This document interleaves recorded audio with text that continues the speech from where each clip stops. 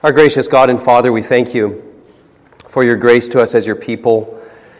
Lord, it's good for us to pause and to remember that you are the God of history. You are the God who has declared the end from the beginning. You are the God who has decreed all things whatsoever comes to pass, and that you are in the heavens doing exactly as you please. Lord, even as we consider the history of your church, we know that the same is true. That you have been guiding your church by your Spirit through your word. Lord, we believe the Lord Jesus' promise that he would build his church and the gates of hell would not prevail against it. And we know that you have never left yourself in this world without a witness to the gospel, and we thank you for that. And Father, in particular tonight, we praise you for the great light that was caused to shine in the Reformation with the recovery of your word that had been hidden for so many centuries in the Latin Vulgate, hidden by the Roman Catholic Church, that, Lord, you released the lion of the Word of God from its cage, and it began to do its work of building your church, saving sinners, and conquering the kingdom of darkness. Lord, we thank you for the men and the women that stand as heroes of the faith, those who have run the race before us, that we can now look at their lives, knowing that they are a part of that great cloud of witnesses even now as we seek to run our race, keeping our eyes upon the Lord Jesus, the same Lord that they looked to. Lord, we pray that you would encourage our hearts tonight. Help us to be thankful for history. Help us to recognize your good and sovereign hand in all that you do. Lord, bless your people. I pray, Lord, that even as a result of this evening, there might be reformation brought afresh to your churches, even here in Stockton, California. Lord, may you blow by your Spirit across the churches and the pulpits that your word would be restored to its place of primacy, that your church would be holy as you are holy. Lord, do this. May we be humble servants, and may we do our parts as Christians to do all that you have called us to do, to live faithfully for your glory. Lord, help us, we pray. Draw near to us. And we ask all these things in Christ's name. Amen. Well, some might be here wondering tonight why we would even have a Reformation night, let alone one devoted to talking about at length the life of John Calvin. And you might ask, does that indicate that we value tradition more than the Word of God? And the answer to that is no, because the Scriptures themselves direct us to consider the lives of faithful men and women who have gone before us, that we might learn from them and imitate them insofar as they imitated Christ. So Hebrews 13:7 commands the church, remember your leaders, those who spoke the word of God to you, consider the outcome of their way of life and imitate their faith. There's a very important place for the Christian to remember that God has not called us to live the Christian life in isolation, but we need models. We need role models, examples, both those who live in our own time, as well as those who have gone in times past, who, though now dead, as Hebrews says, yet speak. John Calvin is one of those Christians who ran the Christian race well, looking unto Jesus, Hebrews 12, and is one who is now part of that great cloud of witnesses in heaven. And his life as we have them today, and his writings as we have them, bear witness to the grace of God in the gospel, as well as function to cheer us on to keep our eyes looking to the same Christ to which Calvin himself looked as we run our race. John Calvin is easily the most important, I think, without hyperbole or overstatement, easily the most important Protestant theologian of all time. He was a world-class theologian, a renowned teacher, a valiant reformer. Calvin is seen by many as the greatest influence on the church since the first century. Philip Melanchthon, who was friends with Calvin towards the end of his life, revered him as the most able interpreter of Scripture in the church, and therefore he labeled Calvin affectionately simply the theologian. Charles Spurgeon would later say that Calvin, quote, propounded truth more clearly than any other man that ever breathed. He knew more of Scripture and explained it more clearly. So we want to consider briefly tonight the life of Calvin. Calvin was born July 10th, 1509, so that's 510 years ago, to Gerard and Jean Calvin in Noyon, France. Noyon is some 60 miles north of Paris in terms of getting your geography. Calvin's mother died when he was 3 years old, and his father quickly remarried. His father was a notary for the Roman Catholic bishop of the Noyon diocese, and thus he was a member of what was called the professional class. At age 14, John Calvin, entered the leading educational institution of Europe, the University of Paris, to study theology in preparation for the priesthood. He planned and intended to go into the Roman Catholic Church as a priest. And it was there that he was immersed in the principles of the Renaissance, humanism, and scholarship. He was a serious and a remarkable learned young man. He graduated with his master's degree in 1528 at the age of 19. Now, you have to understand something about Calvin, and we'll see this as we move through this biography. Calvin was a timid man. He was not by nature kind of an outspoken, looking for controversy. He was a very timid man who loved isolation. And as we'll see, if he could have had it his way, he would have loved to do nothing more than to spend his life just in private with his books. But as we'll see, God obviously in his providence had other plans for Calvin. Soon after Calvin's graduation, his father fell into conflict with the bishop that he had for so many years served. And as a result of that falling out, it caused John Calvin's father to redirect his son, rather than going into the Roman Catholic Church, to instead study law, to become a lawyer. And it was here in law school that Calvin learned Greek, and he began to sharpen his skills in analytical thinking and persuasive argument, which are all skills that he would use with great effect in the pulpit in Geneva in his ministry. And just a reflection on these things. I won't make too much application tonight, but just occasionally point out certain things. But it's amazing how when you read biography and you read it from the perspective of us now looking back on the lives of these men, how you see God in his providence preparing these men for the work that they were to do before they're even converted. And they have no idea why they're learning such things, but in looking back from our perspective, we can see what God was preparing him for.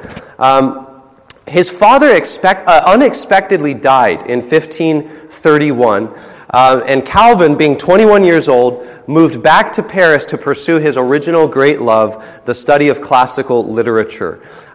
He would later return, where he would complete his legal studies. He would receive his law degree in 1532. But I want to talk just briefly here, turn our attention to Calvin's conversion. When Calvin was a student, he began to hear of a man named Desiderius Erasmus. How many of us have heard of a man named Erasmus from the Reformation? Okay, quite a few of us. Unbeknownst to Erasmus, this is another thing that you laugh at when you see God's providence. Unbeknownst to Erasmus himself, Erasmus is God's tool to ignite the Reformation.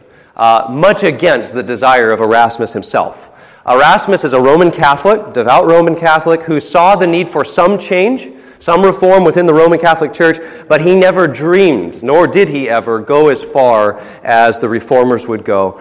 And so in hopes of addressing some of these smaller issues that he saw needed reform from within the Church of Rome, Erasmus published the Greek New Testament. And ironically, to avoid the censure of the church, because the church wasn't exactly eager to have the New Testament published widely, ironically, to avoid the censure of the church, he actually, kind of out of flattery, dedicated to Pope Leo X, who happens to be the same pope who would excommunicate Martin Luther as a result of him getting a hold and starting to read this Greek New Testament.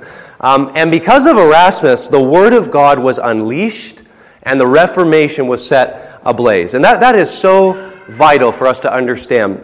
And I want to just mention this briefly. We won't talk about this as much as we would if we were talking about Luther like we did last year. But it is vital that we understand this, especially if you're new to the Reformation. The reason we celebrate the Reformation is not just to highlight great men. It is more about watching what God powerfully did through his unleashing of his word. As Luther would later say, he said, "Me and Philip did nothing at all. We just sat and drank Wittenberg beer. It was the word of God that did everything," right? Classic Luther. But the point of the Reformation is that it was a recovery of the fact that God's Word is where He has invested His authority to save His people, to conquer darkness, to spread His kingdom, and that Word had been purposefully suppressed and hidden for centuries in the Latin Vulgate, which almost no one could understand. And the moment the lion of the Word of God was let out of its cage, the world begins to be turned upside down. And so here's Calvin, somewhat after, a few years after Luther. This Greek New Testament has been circulating, and Calvin also begins to hear about this Martin Luther fellow who was teaching that salvation is God's gift that cannot be earned, contrary to the Roman Catholic system of penance and sacraments. Calvin at first was interested, but he was cautious. And he was mostly cautious because by this point, the reformers were already being severely persecuted. And so Calvin began attending meetings with other students to read and discuss the Bible, but secretly, they also read and studied the works of Martin Luther. And also, at this same time, his Greek teacher, Calvin's Greek teacher, was also feeding him Reformed theology.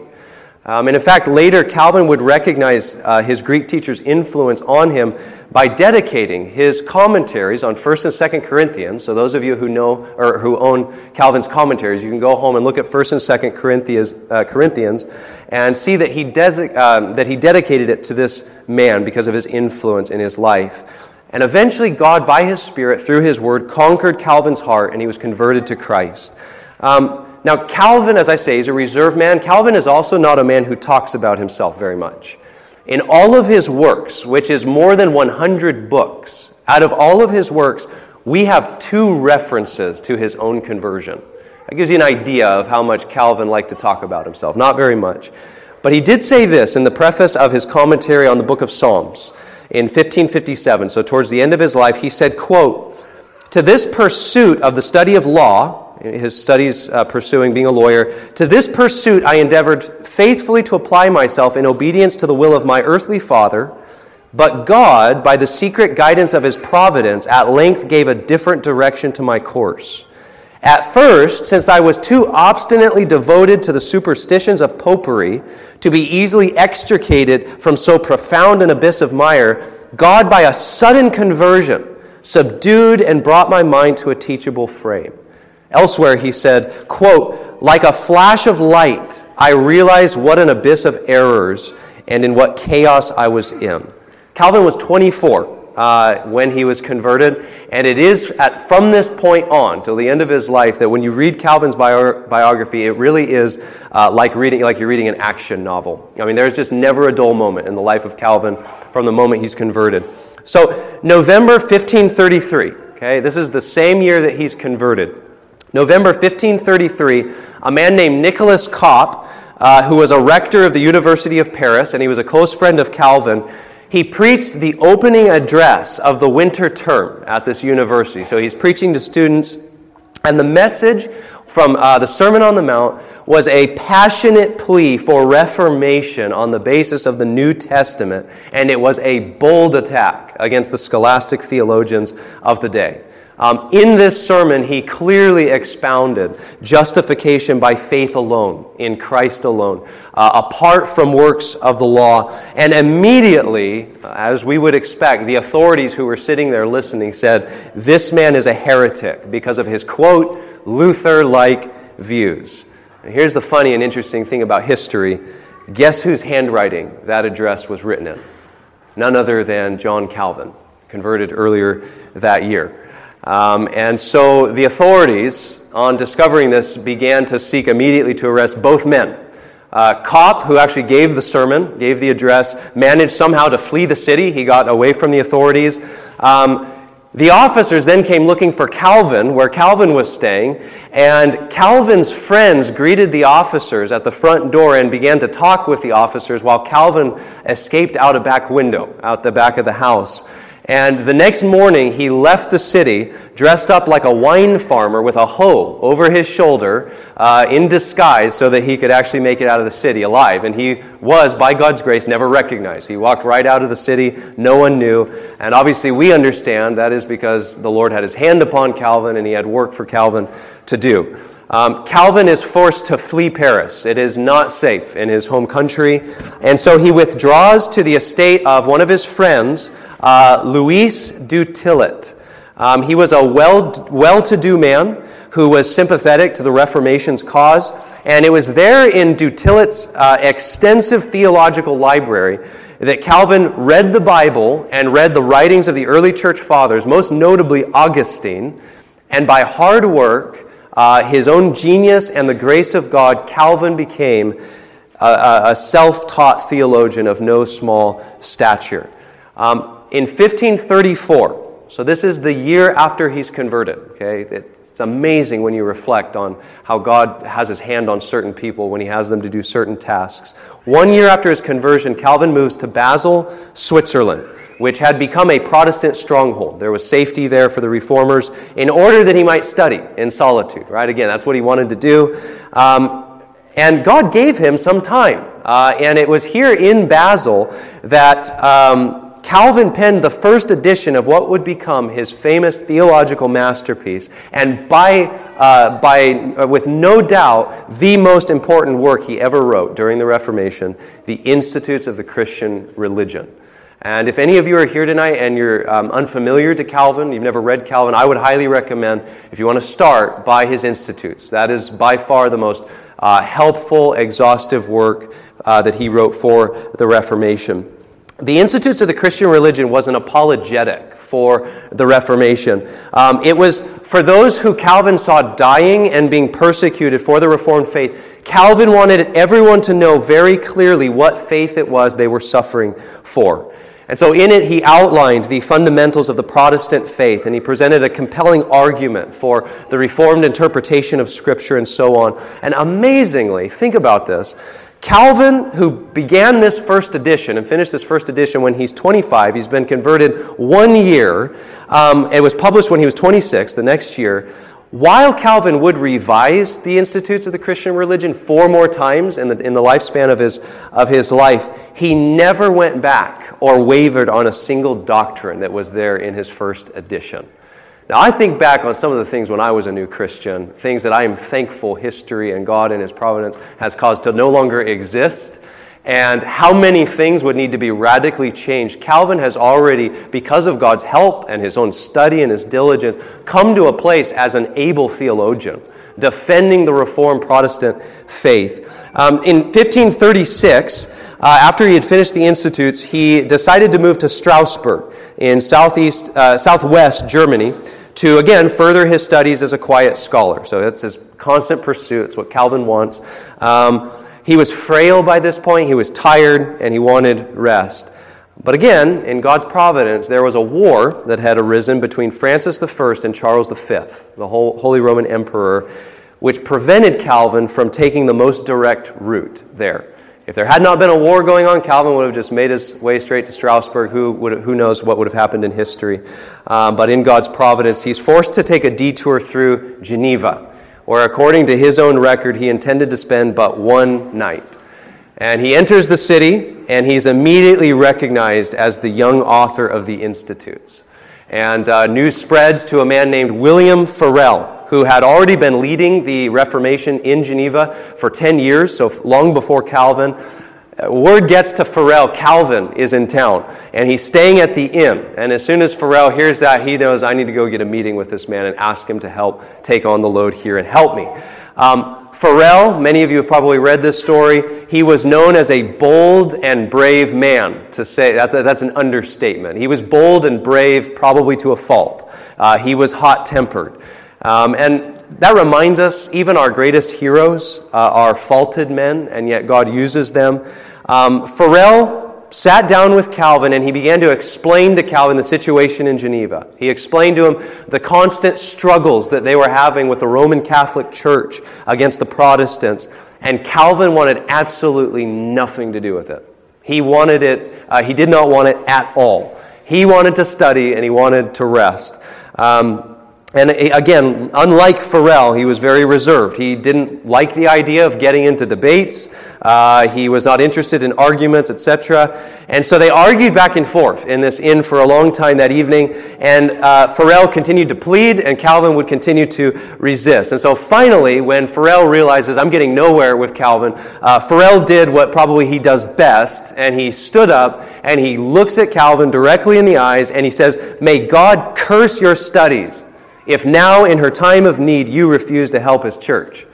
And without, he stormed off into the night with a very heavy heart, according to Calvin. And Calvin speaks later on of how he sat glued in his chair, unable to get up. And he says that in Farel's voice, Calvin heard God speaking to him. He said this later on, quote, "By this imprecation," right, by this calling down a curse upon his studies that Farel had called down, Calvin said, "By this imprecation, I was so stricken with terror that I desisted from the journey which I had undertaken." And again, that undergirds, I think we need to not miss this, that undergirds Calvin's great humility and his fear of God. Even when he knew God was calling him to a work that he really, by nature, did not think he was equipped for, that he really had no interest in doing, nonetheless, when he is convinced this is God's will, he submitted himself to the will of God to please him. And it's very fascinating how you see how God puts different men together. Just as Luther and Melanchthon were partners in the Reformation in Germany, so too he puts Calvin and Farel together in Geneva. Both Farel and Luther are two peas in a pod, very bold men, while Calvin and Melanchthon are very reserved men. They're more quiet, they're more meek. The Lord is very wise, I think, to put these men together. Calvin and Farel worked tirelessly for reform in Geneva. Calvin began his ministry in Geneva immediately as a constant lecturer and then as a pastor. And just to give you an idea of what his ministry looked like, and this is not including the things like breaking up fights in the streets and being on the city council and all those other things. Just in terms of his ministry of the word, he preached twice on Sunday and nearly every single day of the week. He preached for over an hour and he didn't use notes, okay? So I stand here as a pastor of modern America, and in many ways I'm put to shame by Calvin. And I think we need to look to these men in terms of how we can even stretch ourselves to grow in those things. But along with Farel, Calvin began the task of bringing the life and practice of the church into accord with the teaching of Scripture, right? That is the great note of Calvin's ministry, bringing everything into subjection to the Scripture, to God's Word. And the church of Geneva was in disarray in many respects. Don't think just because Farel had been there for a decade that everything was just, working in tip-top shape. Among the many reforms that Calvin implemented was the exercise of church discipline at the communion table. Now, that was one of the most controversial things Calvin would do, and it did not sit well, particularly with the prominent citizens of Geneva, many of whom were known for living openly licentious, sinful lives. This crisis regarding his guarding communion and the Lord's table, it reached a boiling point on Easter Sunday, April 23rd, 1538, when some of these folks tried to, when it came time to give themselves to the Lord's Supper, they suddenly as a group got up and sought to rush the communion table. And when Calvin saw them, he immediately physically threw his arms around the elements, around the bread and the cup, and he cried out, quote, "These hands you may crush, these arms you may lop off, my life you may take, my blood is yours, you may shed it, but you shall never force me to give holy things to the profane and dishonor the table of my God." After that, Theodore Beza, who was Calvin's first biographer and his successor, Beza, who was Calvin's first biographer, wrote about that occasion, quote, "The sacred ordinance was then celebrated with a profound silence and under solemn awe in all present, as if the deity himself had been visible among them." That just gives you an idea of how seriously Calvin took holy things, the Word of God, the sacraments that Christ has given to His church, the purity of the church, the things that would mark the Reformation in terms of the true marks of a church. Calvin endured in Geneva much persecution because of his boldness. He preached If you've ever read his commentaries or his sermons, you know that he does not hold back in preaching on the sinfulness of man. He preached unashamedly God's sovereign predestinating grace, preaches man's desperate need of Christ. And sometimes we don't hear about Calvin's persecutions and his sufferings. What we don't often hear about is that his home was often riddled with bullets. People in Geneva purposefully named their dogs Calvin in order to mock him and ridicule him. Pope Pius IV said of Calvin, quote, "The strength of that heretic," this is a compliment, "the strength of," not from the Pope, but it is when we read it from a Reformed perspective. He said, "The strength of that heretic consisted in this, that money never had the slightest charm for him. If I had such servants, my kingdom would extend from sea to sea." Calvin could not be bought. He could not be pulled away from the Word of God because it held his conscience. Calvin bore the derision. He looked to Christ. He said, quote, "None of these things move me, neither count I my life dear unto myself, so that I might testify the gospel of the grace of God." Now let's turn our attention quickly to his exile and his return to Geneva. In 1538, Calvin and Farel were both banished from Geneva. The church basically kicked them out. This grieved Calvin. The people did not want Calvin. That's just a lesson for pastoral ministry. They didn't want Calvin because he was calling them to part with their sins, and they didn't want to part from their sins. Farel went his own way and strengthened the Reformation in different parts of the world. Calvin withdrew to Basel, thinking that he could, again, perhaps finally study, right? No doubt he was thinking, okay, here it's in the providence of God that I've had to leave my congregation. Finally, I can give myself to my studies. Again, you see the humor here in providence until the church in Strasbourg, where he had originally intended to go 2 years early, called him to be their pastor. And again, guess what Calvin did? He refused at first. He was deeply pained by Geneva's rejection of him. And so he said, "I'm not going to do it again. I'm sorry. You'll have to find someone else." Until Strasbourg's chief reformer, Martin Bucer, okay, not Martin Luther, Martin Bucer, insisted that Calvin must continue in public pulpit ministry, and he threatened him in much the same way that Farel had threatened him just years before. So Calvin apparently is having to learn this lesson over and over. And again, Calvin's humility. He yields to Bucer, and he becomes the pastor of nearly 500 Protestant refugees from France. And he very much enjoys these years. Very different from Geneva. He married a widow during this time named Idelette.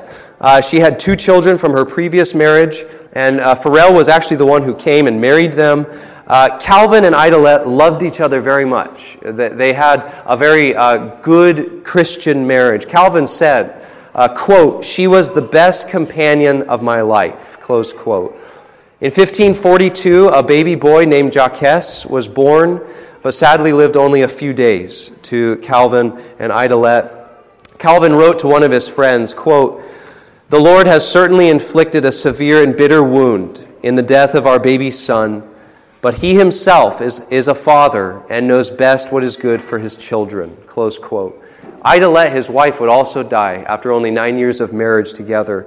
And Calvin missed his wife terribly after she died, and he never remarried. He was given time during this time in Strasbourg to write. Calvin wrote during this time his commentary on the Epistle of the Romans.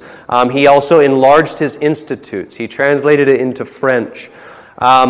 Also during this time in Strasbourg, he wrote what has been hailed as the greatest apologetic for the Reformation. Some of you are probably familiar with it. It's called A Reply to Sadoleto. How many of us have heard of the Reply to Sadoleto? Any of us? Okay, if you don't have his institutes and you plan on getting it, probably it will include this reply, this letter. Usually they include it in the preface, so you can read it. But that's one of the reasons it's included, is because it is such a great defense of the Reformation. And again, just to give you a little bit of context and background, this is again just one of those things that shows the interesting lives pastors sometimes live, and also the grace and the care with which Calvin conducted himself. The whole context of this letter needing to be written came out of Geneva. Geneva had been run out by his church, and when he was gone, the Roman Catholic Church really tried to reach its tentacles back into Geneva and convince the Reformed Church to come back to Rome. And in particular, a cardinal named Jacopo Sadoleto wrote an open letter to the people of the city inviting them to come back and return to the Roman Catholic Church. And the city fathers, as they deliberated over this letter they had received, they could think of no one more able to respond to it than the very pastor they had run out, Calvin. And so, kind of with egg on their face, I assume they write and appeal to Calvin, and would you respond? And Calvin graciously agrees that he would. He writes his reply, and it is a compelling defense of the glory of God in the grace of the gospel. So Calvin writes this in behalf of his previous congregation. After Calvin spent 3 happy years in Strasbourg, the city fathers of Geneva wrote to him and asked him to return as their pastor. In his absence, the religious and the political situation had deteriorated in many regards, and initially Calvin had no intention of returning. In fact, he wrote to Farel on March 29, 1540, and he said this, quote, "I would rather submit to death 100 times than to that cross, on which one had to perish daily 1,000 times over," close quote.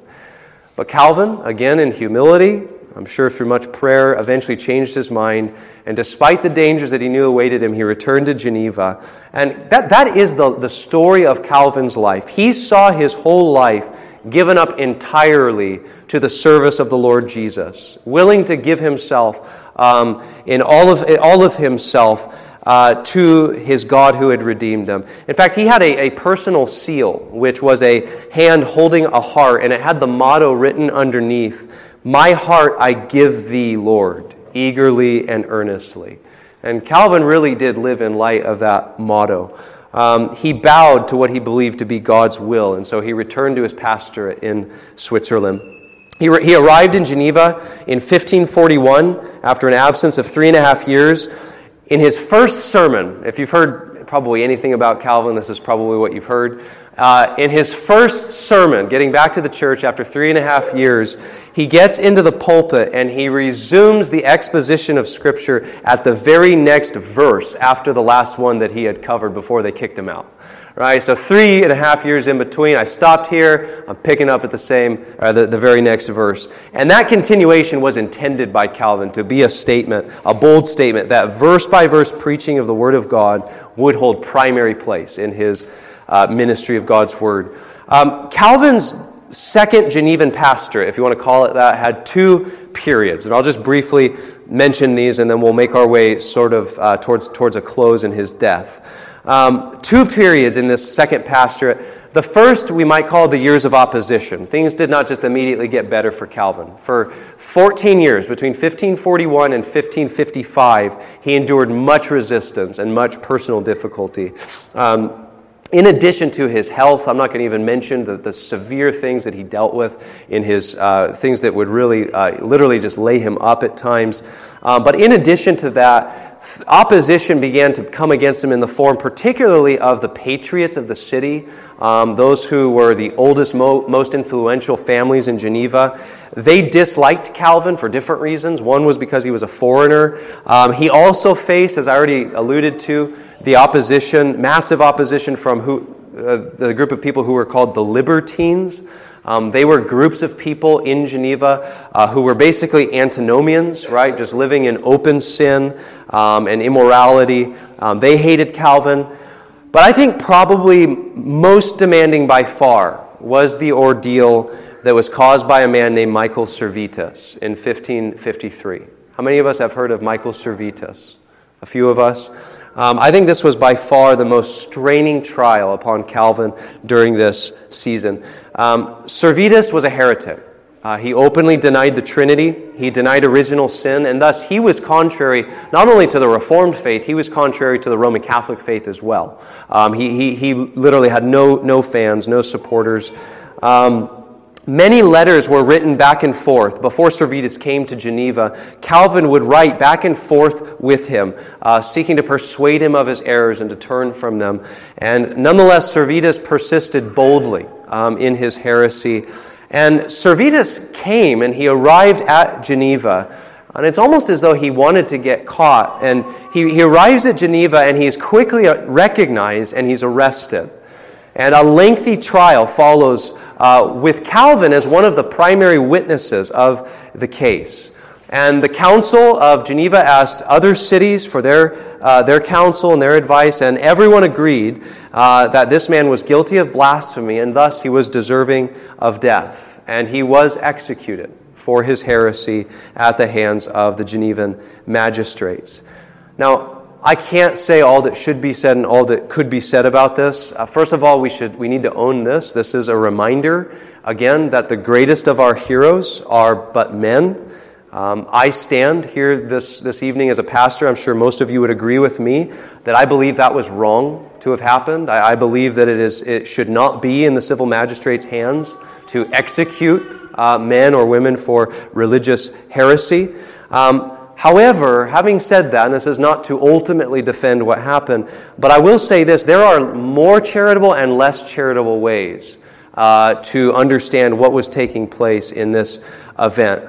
We have to remember Calvin lived in a time in which it was simply taken for granted that it was the civil magistrate's job to suppress heresy by the sword. It's not like Calvin was unique in that.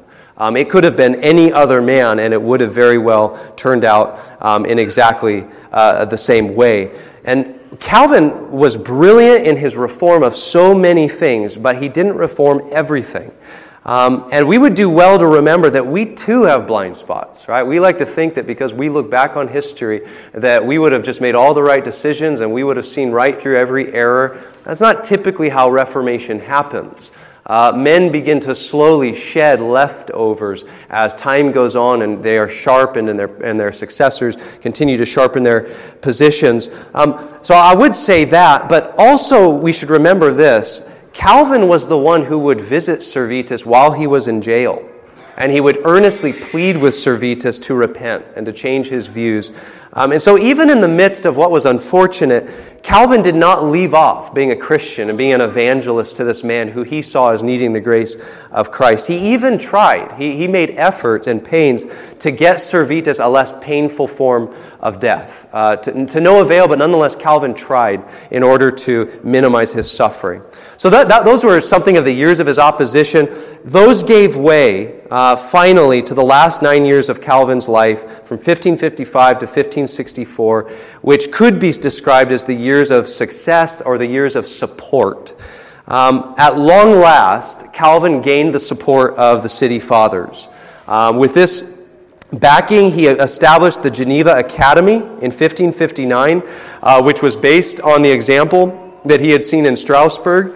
The academy had a private school for elementary instruction and also a public school that offered advanced studies in biblical languages. It offered theology to train pastors and ministers, to train lawyers as well as doctors.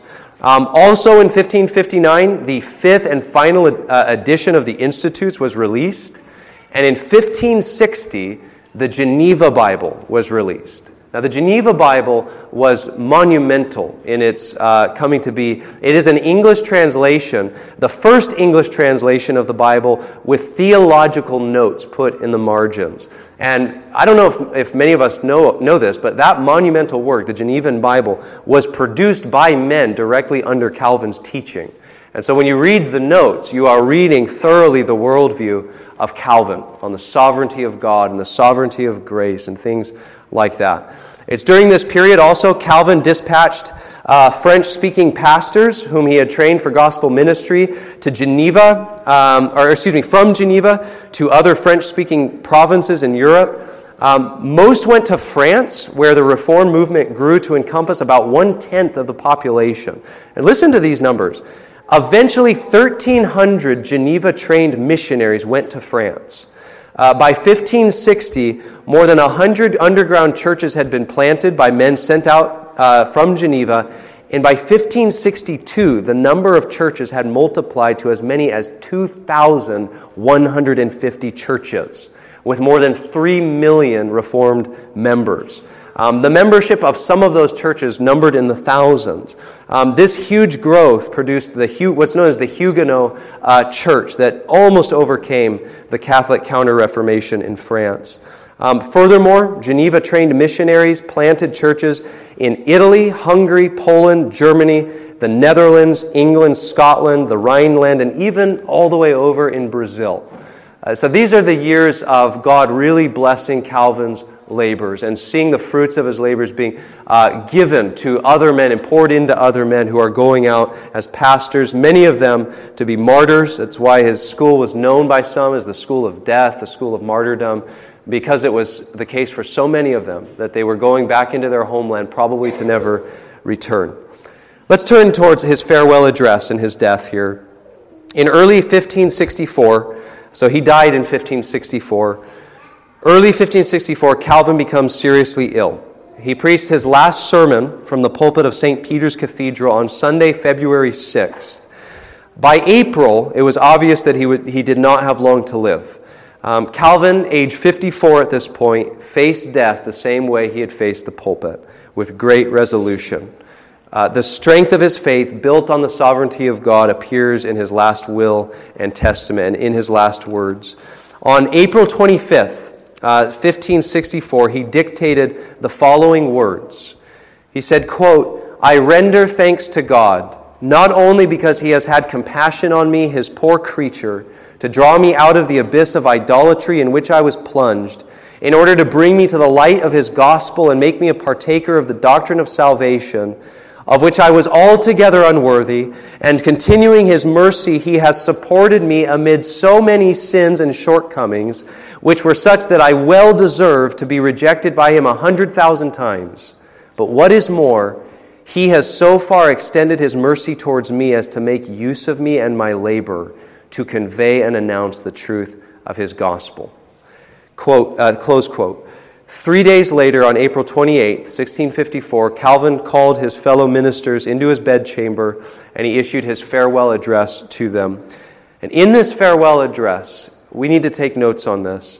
He cautioned those who were going to live on beyond his days that the battles of the Reformation were not over, but that they were just beginning.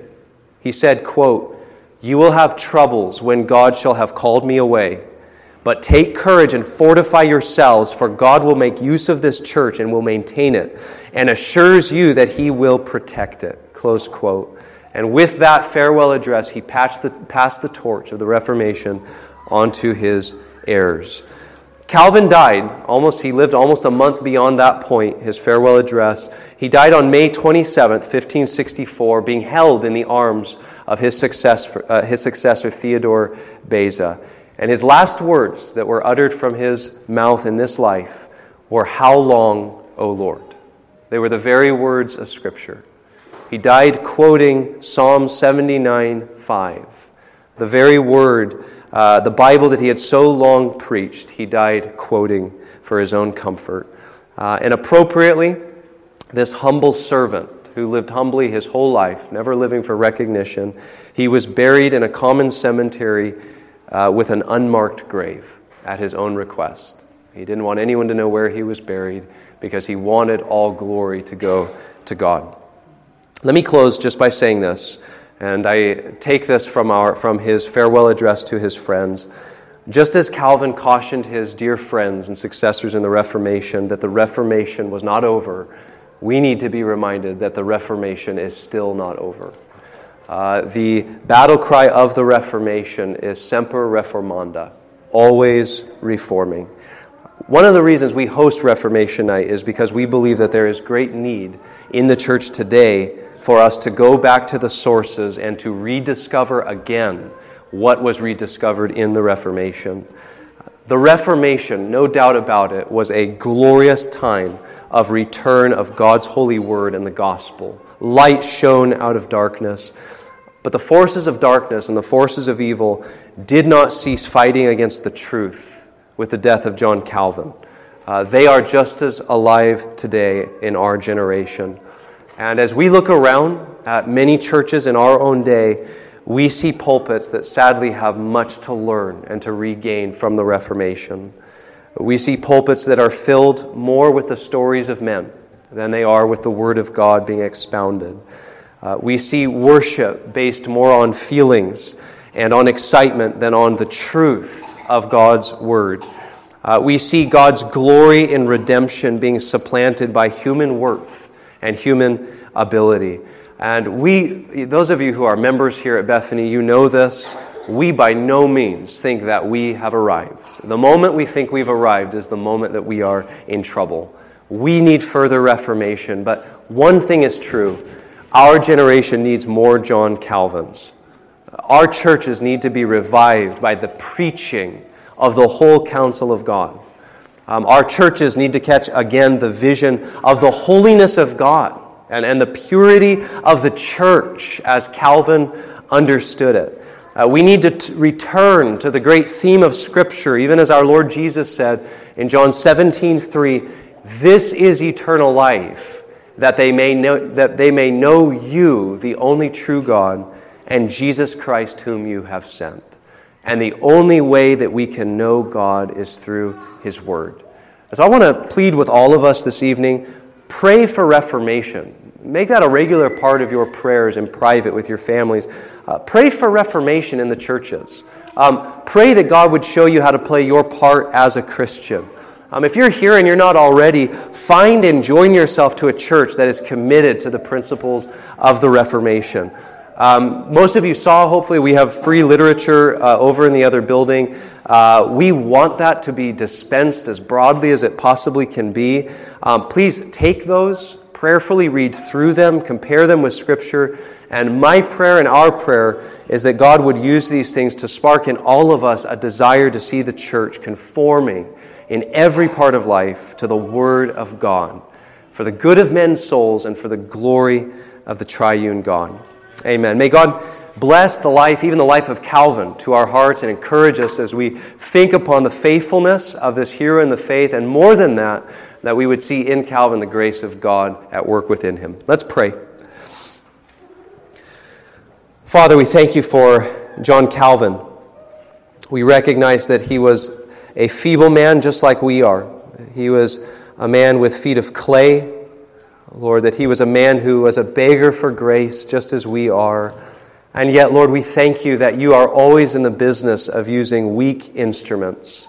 That you are always in the business of using feeble instruments so that the glory would not go to us, but that the glory would go to you. Lord, that's our prayer tonight. We pray that you would exalt yourself and magnify yourself in your church. Lord, I pray that you would bring reformation to our city, to the evangelical world, Lord, that is in so many ways straying from your word, straying from trusting in the supremacy of your word, the power of your word unto salvation.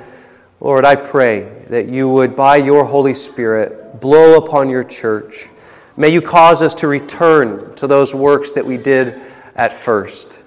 Lord, cause us to be humble, cause us to learn from generations in the past. I pray that we would not despise history, Lord, that we would not despise it, but that we would give thanks for it, recognizing it is not our ultimate authority, but that insofar as these men and women imitated the Lord Jesus, they are helpful and blessed examples you have given to us for the strengthening of our faith and our walk with Christ.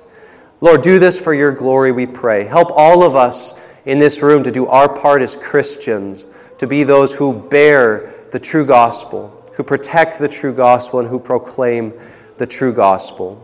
Father, help us, we pray. We pray that you would write these things on our heart and that you would bless us in the remainder of our evening. Draw near to us and go home with us, we pray. We ask in Christ's name. Amen.